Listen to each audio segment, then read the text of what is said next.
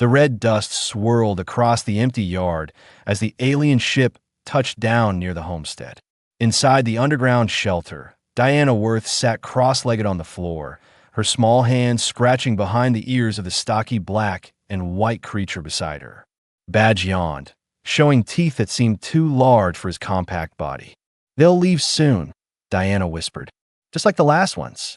The 8-year-old had seen survey ships before. They came, they scanned, they left. Her parents always said Redstone was too far out for anyone to bother with.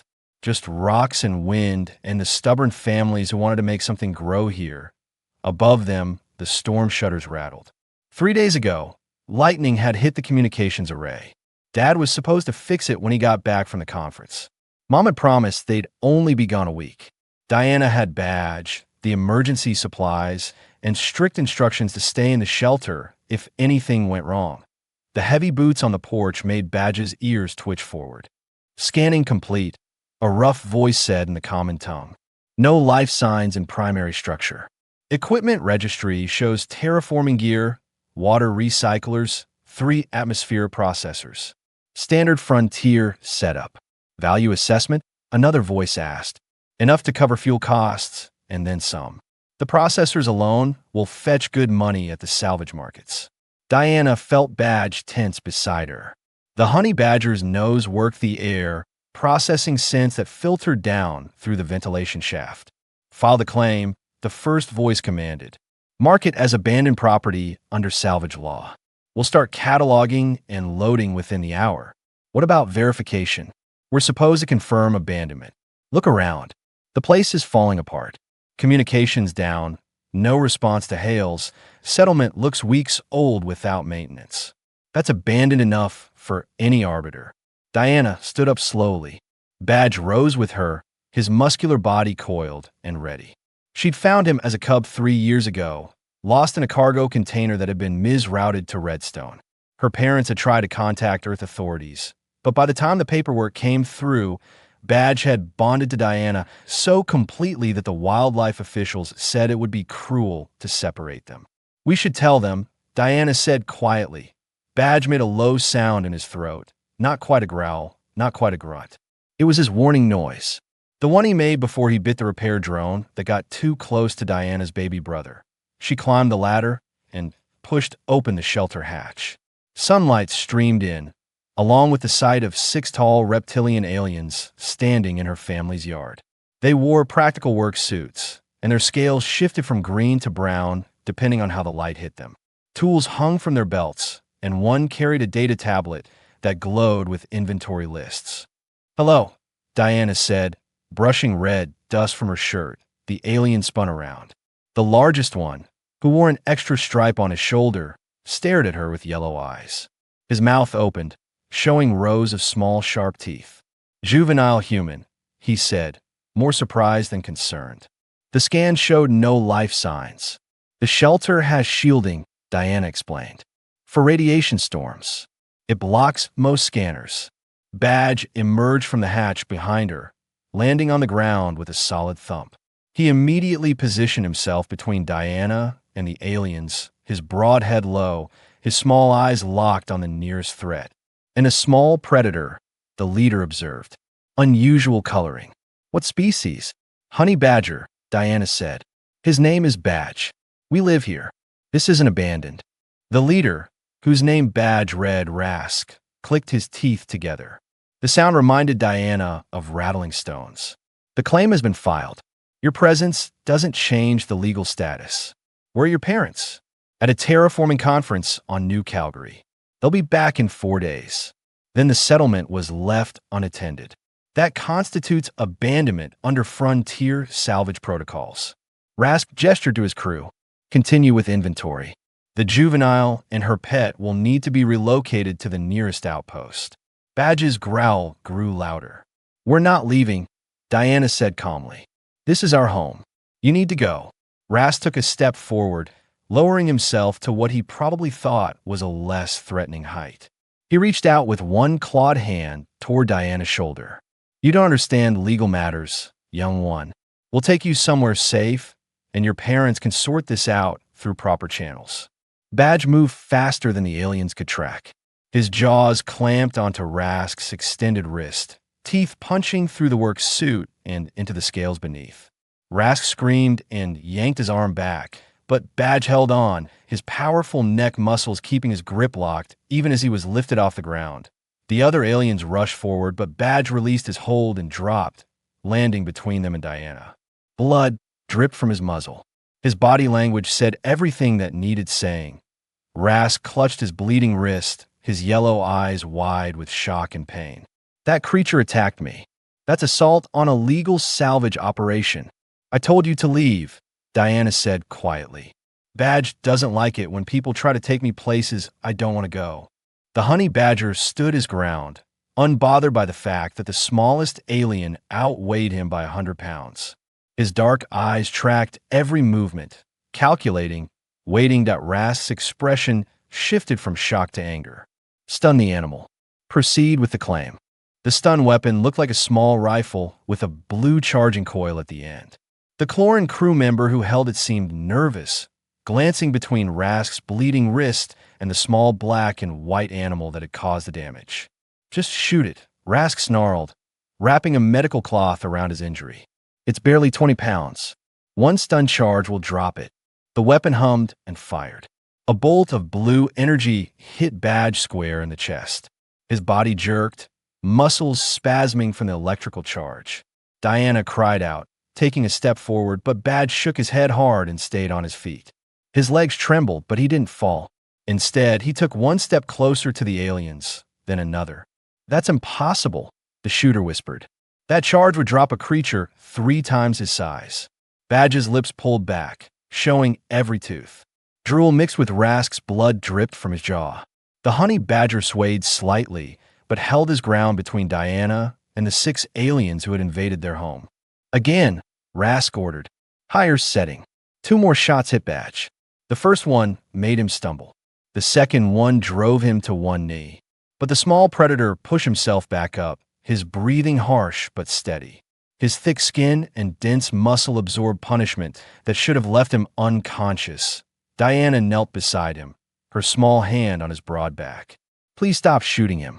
Just leave and nobody else gets hurt. One of the other Cloran, younger than Rask with lighter scales, stepped forward. Sir, maybe we should reconsider. The claim filing can be withdrawn. We can mark this as occupied and move on. Absolutely not, Rask hissed. Do you know what it will do to our reputation if word gets out that we back down from a child and her pet? We're Cloran. We don't retreat from obstacles this small. He pointed at 3 crew members. You, and you. Subdue the animal. Use shock batons if you need to. The rest of you, start loading the atmosphere processors onto the ship. Badge watched the 3 aliens approach with weapons drawn. His body was still shaking from the stun charges, but his eyes tracked every movement with perfect clarity. When the first Cloran got within striking range, Badge launched himself forward with a speed that shouldn't have been possible for a creature that had just absorbed 3 stun blasts. His teeth found the alien's leg, right above the boot.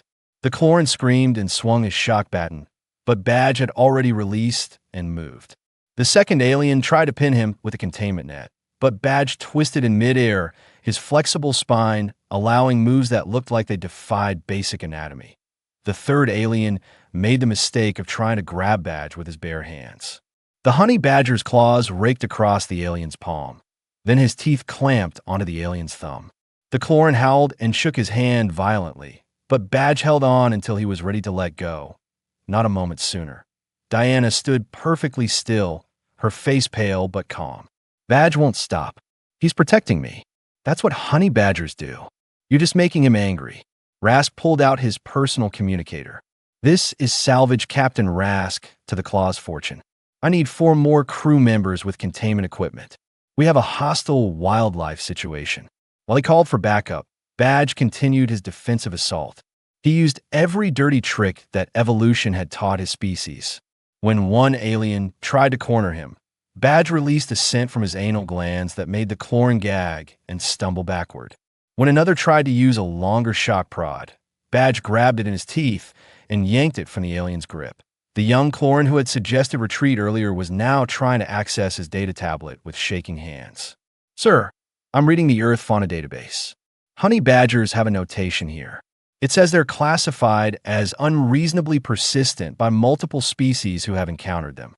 I don't care what some database says, Rask snapped, though his voice carried less certainty than before. It's one small animal.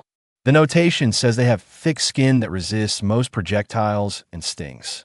Their muscle density is triple what you'd expect for their size, and they have been documented fighting animals 10 times their weight without retreating. The young Clorin looked up from his tablet. Sir, there are 17 reports from different worlds.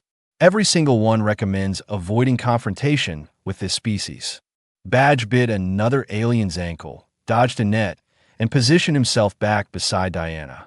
His body was covered in dirt and his own blood for where the shock batons had connected, but his eyes burned with absolute determination. Diana activated a small device on her wrist. It beeped 3 times, then showed a green light. I just sent an emergency signal. Human ships monitor these channels. Someone will come. Rask's scales flushed darker with anger. You're interfering with a legal salvage operation. I'm filing this officially with the Galactic Arbitration Committee. You and your animal are now classified as hostile combatants. We're just trying to stay home, Diana said quietly. You're the ones who came here and started taking our stuff. For more Clorin emerged from the ship, carrying heavier equipment. Badge's ears flattened against his skull. He was outnumbered 10-1 now, already injured, already exhausted from fighting. But when Diana put her hand on his head, he pushed up into her touch and made a sound that was almost a purr. Good boy, she whispered. Just a little longer. In orbit above Redstone, a human merchant ship's computer registered the emergency beacon. The ship's name was the Wandering Star, and its captain had spent 20 years in military escort service before going private. Patricia Hale read the signal data and swore softly.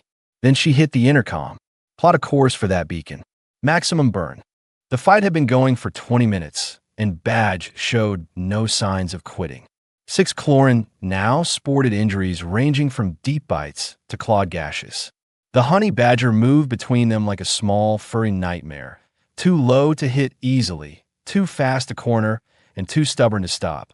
Rask watched from a safe distance, his wrapped wrist throbbing. He had filed the official claim with the Galactic Arbitration Committee, classifying the situation as hostile interference with legal salvage rights. The paperwork was done. Now it was just a matter of removing the obstacles. Use the heavy stunner, he ordered. The one we keep for dangerous cargo. 2 crew members dragged out a weapon that looked more like a cannon than a rifle. It required both of them to carry it. The power cells on its side glowed orange, indicating a charge strong enough to drop a full-grown Murati bull elephant. Diana saw it, and her calm expression finally cracked. No, that'll kill him. Then call him off, Rask said coldly. Order your animal to stand down, and we'll simply relocate you to the nearest station while we process the claim. This is our home. You can't just take it. We already have. The claim is filed and registered. You're a child, and your opinion on legal matters is irrelevant. Rask gestured to the crew with a heavy stunner. Prepare to fire. Badge, bleeding from a dozen small wounds and limping slightly on his left rear leg, positioned himself directly in front of Diana. His chest heaved with exhaustion, but his eyes never left the weapon being aimed at him. The young Clorin who had been reading the database suddenly spoke up again. Captain Rask, I'm getting alerts through the Galactic Network. Someone's been monitoring the emergency beacon. Who? Rask demanded. A human merchant vessel called the Wandering Star. Captain Patricia Hale. She's requesting immediate communication. Rask's tail lashed in irritation. Ignore it. We're within our legal rights. Sir, her credentials show former military service. She's filed a formal diplomatic protest and transmitted our position to the nearest human patrol route. Let her protest. By the time any authorities arrive, we'll have completed the salvage and be 3 jumps away. Rask turned back to the heavy weapons team. Fire when ready. Badge dug his claws into the dirt, lowering his center of gravity. Diana wrapped her arms around his thick neck, pressing her face against his fur. If they were going to shoot him, they would have to see her holding him when they did it. The Clorin manning the heavy stunner hesitated. Sir, the child is too close. If we fire, she'll be caught in the blast radius. Then stun her too, Rask snapped. She'll wake up in a few hours on a station somewhere, file a complaint that nobody will care about, and learn a valuable lesson about property law. The young Cloran's tablet chimed urgently. Captain, you need to see this. What now? The human ship isn't alone anymore. A corvette just dropped out of jump space. Military transponder. Human Colonial Defense Force vessel Steadfast, Commander Lewis commanding. They're demanding we power down weapons and prepare to receive a diplomatic delegation. Rask's scales went pale. A Colonial Defense corvette meant serious trouble. Those ships didn't show up for routine disputes. How did they get here so fast? They were already in the sector on patrol. The merchant ship contacted them directly. The young Cloran looked up from his tablet. Sir, we're receiving messages from other species watching this incident. The Marathi have filed a protest. The Fennec are requesting information. This is being broadcast somehow. Diana lifted her head from Badge's fur.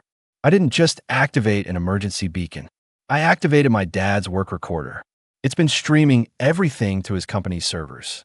Anyone monitoring terraforming operations in this sector can see what you're doing. Rask stared at the small human child, then at the honey badger who still stood ready to fight despite his injuries. Slowly, the reality of his situation began to sink in. He hadn't just made a salvage claim. He had created a diplomatic incident, and every moment had been recorded.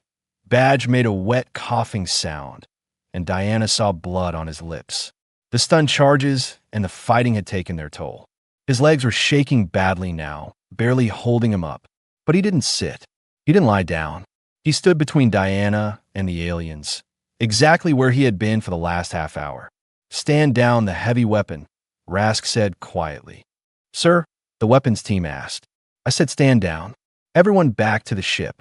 Now, the Cloran began retreating toward their vessel, some of them limping, all of them keeping a wary eye on the small predator who had fought them to a standstill. The young Cloran was the last to move, still reading his tablet. Captain, the Galactic networks are analyzing this incident. The Fennec ambassador has released a statement calling Badge's behavior exemplary protective conduct. The Marathi are demanding criminal charges for child endangerment. Rask ignored him and activated his communicator. This is Captain Rask to approaching human vessels. We are withdrawing our salvage claim and departing immediately. This was a misunderstanding based on faulty scans. Patricia Hale's voice came back hard and cold. Negative, Rask. You filed an official claim and classified a child as a hostile combatant. You're not going anywhere until Commander Lewis arrives and sorts this out. In orbit, the wandering star moved into position above the homestead. In the command chair, Patricia pulled up the video feed that had been streaming from Diana's father's work recorder. She watched a honey badger, injured and exhausted, refuse to yield even a single step. My God, she whispered. They actually tried to take a kid from her honey badger. Beside her, her first officer shook his head. Did they not do any research on Earth animals before landing?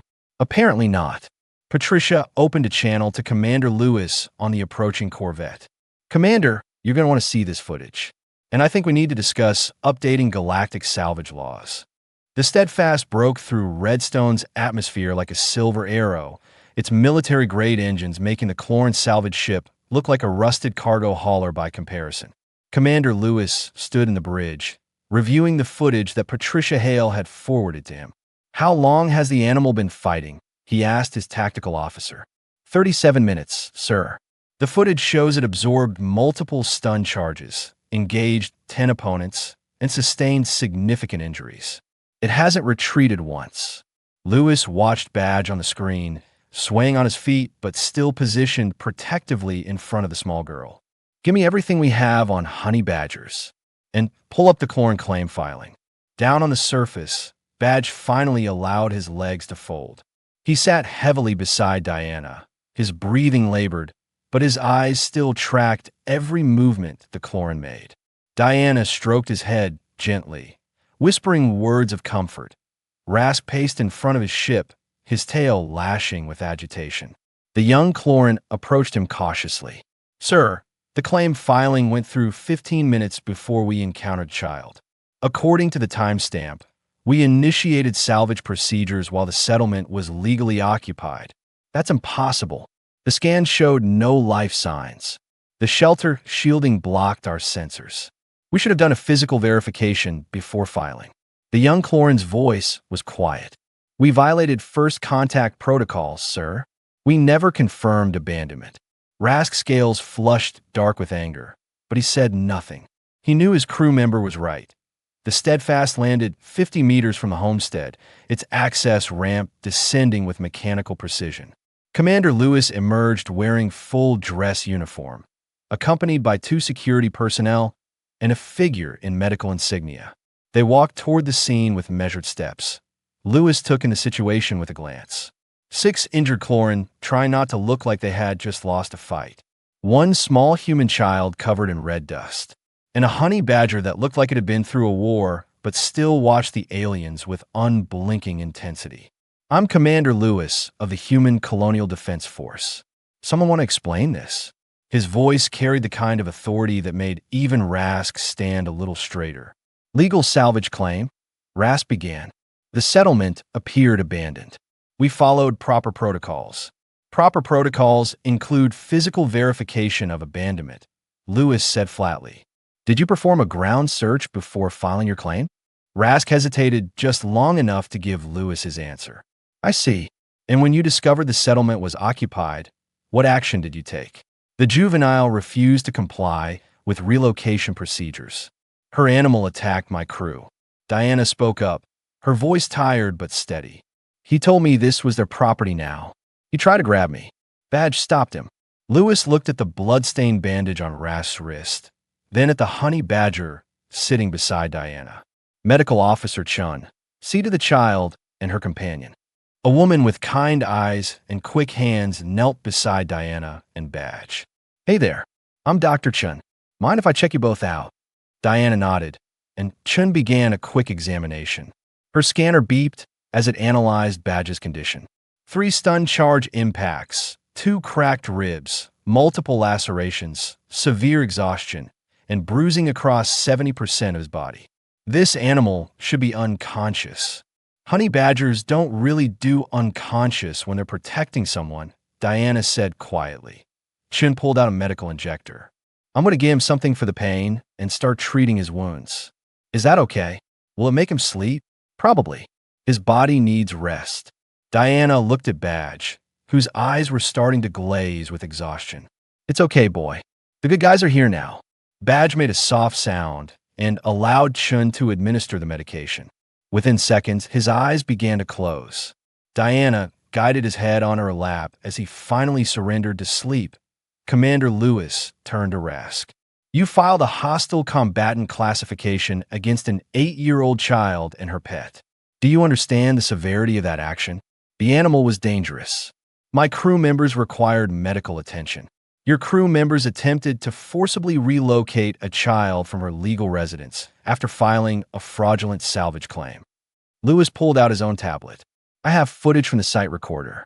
I have testimony from Captain Hale, who monitored the emergency beacon. And I have Galactic network records showing that 17 different species have already commented on this incident. The young Clorin stepped forward. Commander Lewis, if I may speak. I advised Captain Rask multiple times to withdraw the claim and leave. He refused. Rask spun on his crew member. Traitor! Enough, Lewis said sharply.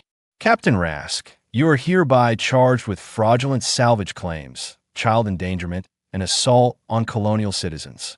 Your ship and crew are impounded pending investigation. Patricia Hale's ship landed nearby, and she walked over to join the group. She looked at Diana holding her sleeping honey badger and shook her head. I've been shipping cargo for 15 years. I've seen a lot of stupid things, but trying to take a kid from her Earth animal, that's a whole new level. Lewis nodded. This incident is going into the Colonial Defense Database as a training case. We're also proposing a new protocol for the Galactic Arbitration Committee. What kind of protocol? Patricia asked. We're calling it the Honey Badger Doctrine. Any species that threatens human children in the presence of Earth companion animals does so at their own risk and cannot claim legal protection from the animal's defensive actions. Rask's scales went pale. That's unreasonable. How are we supposed to know which animals are dangerous? Lewis looked at Badge, sleeping peacefully despite his injuries, and then at the 10 chlorin who had failed to move one small creature. Here's a simple rule.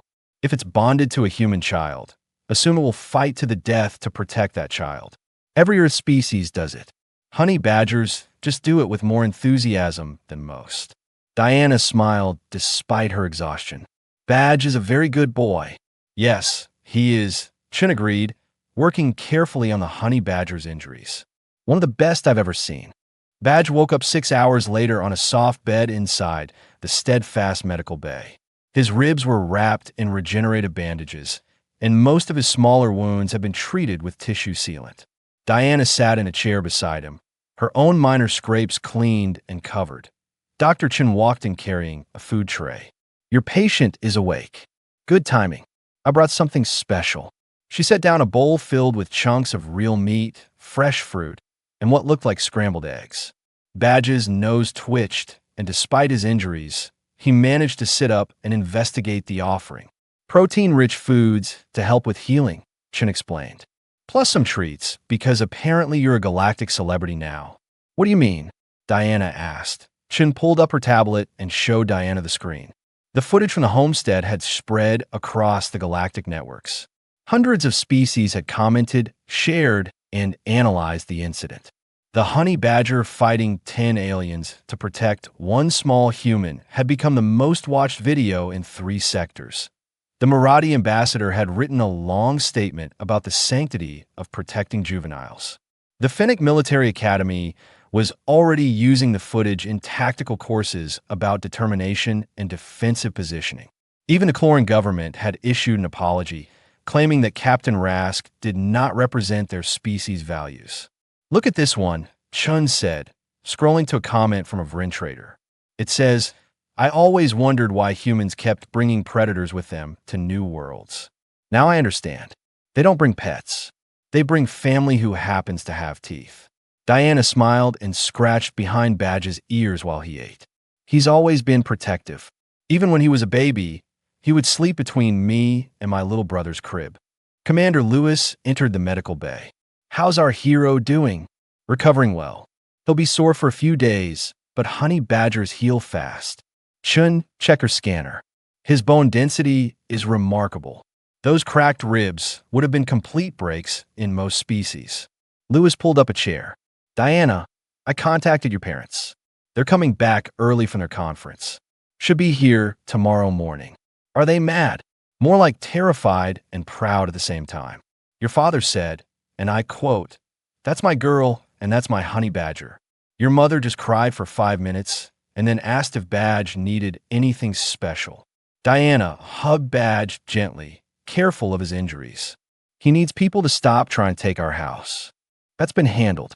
The Chloran claim has been officially rejected and erased from all records. Rask is facing criminal charges in 3 different legal systems. His crew has been released, but they're all going to have to testify at his trial. What about the young one who tried to help? Diana asked. He kept telling Rask to leave. Lewis nodded. His testimony is what sealed the case. He's been granted immunity and actually requested transfer to a different crew.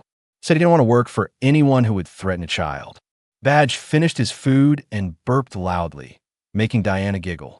The honey badger curled up beside her, resting his broad head on her leg. His eyes were already drooping again. The Galactic Arbitration Committee wants to interview you, Lewis said carefully. They're considering your case as the foundation for new protocols about companion animals and legal protections. The honey badger doctrine? Diana asked, remembering what she had heard earlier. That's what we're calling it unofficially. The formal name is probably going to be something boring like Amendment to Salvage Law regarding occupied settlements and defensive fauna. But everyone in the fleet is calling it the honey badger doctrine.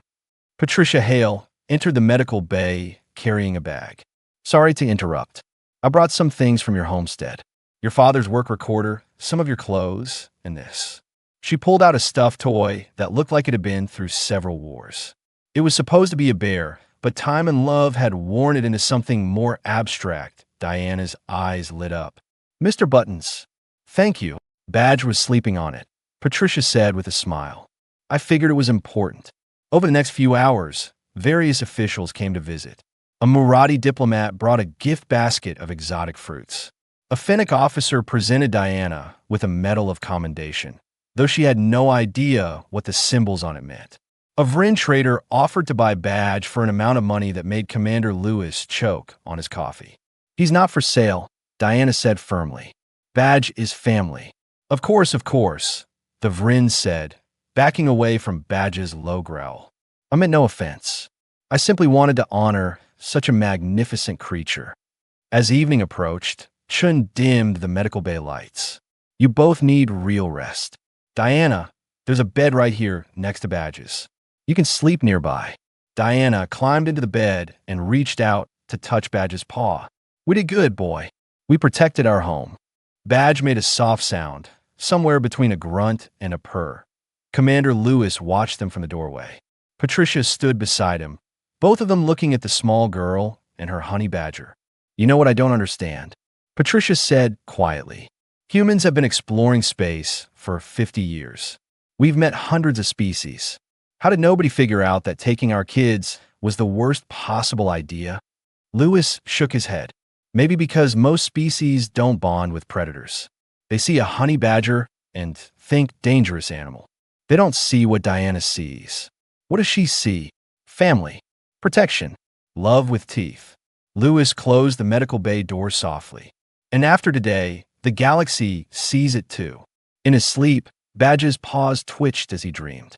On his face was an expression that could almost be called a smile.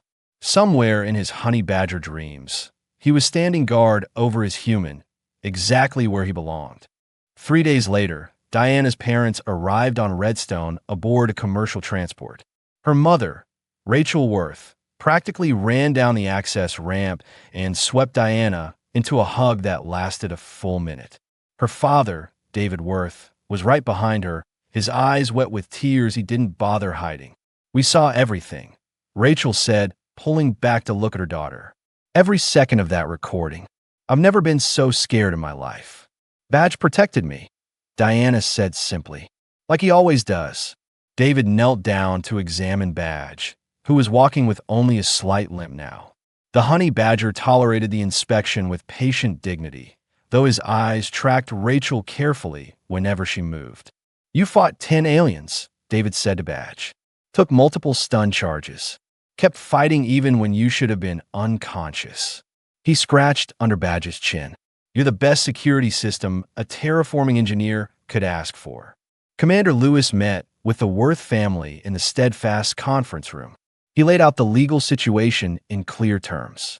Rask faced serious charges. The Cloran government was paying full restitution for damages and emotional distress. And the Galactic Arbitration Committee wanted to use this case to reform salvage law across 3 sectors. What does that mean for us? Rachel asked. It means your daughter and her honey badger just change how the galaxy thinks about human settlements, Lewis explained. The new protocols require multiple verification methods before any salvage claim can be filed. Physical inspection, biological scans, and a mandatory waiting period. And any action taken against juveniles or their companion animals will be treated as a severe violation. David shook his head in wonder. All because some salvage captain didn't want to admit he was wrong. All because your daughter stayed calm and Badge refused to quit, Lewis corrected. I've seen trained soldiers with less determination than that honey badger showed. The formal hearing took place a week later on the orbital station above Redstone. Representatives from 30 different species attended, either in person or via holographic link. Diana wore her best dress, though she had insisted on bringing Badge with her. The arbitration panel consisted of 5 judges from different species. The lead judge, an elderly Murati with gray skin and wise eyes, addressed the assembly. We are gathered to examine the incident on Redstone and to determine if new protocols are necessary.